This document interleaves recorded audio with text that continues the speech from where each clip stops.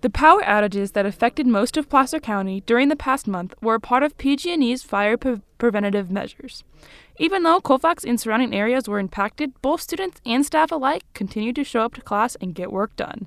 During the power outages, I continued to work by leaving this office. There was nothing in the office that worked. So actually it was kind of exciting for me because sometimes I'm stuck in the office, but on the days of the power outages, I was out and about all day long.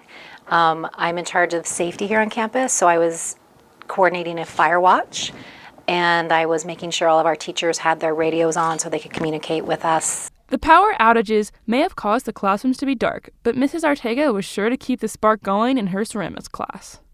During the power outage, the first time around, it was pretty dark in there. We didn't have much light, so we actually came out into out just outside the class. Because of future outages, PG&E recommended assembling emergency power outages kits.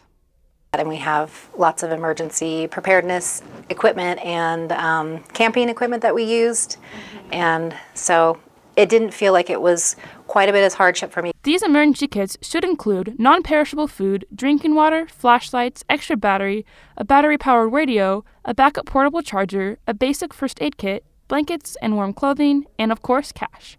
If you can drive, make sure to get a full tank of gas before the power outages happens. These outages are a part of the 10-year PSPS program, so going forward, Colfax has a plan. We will respond by instituting the half days, which I think worked really well, the late start, because that allowed the sun to come up for people to be more prepared at home, preparing to come to school. It was warmer, it was lighter, the light could come into the classrooms.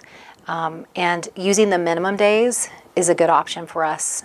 We do, by state law, have to have a certain amount of minutes in classrooms, which is why we continue to hold school as long as we have our safety plan in place, food and transportation, those things, we can continue to have school.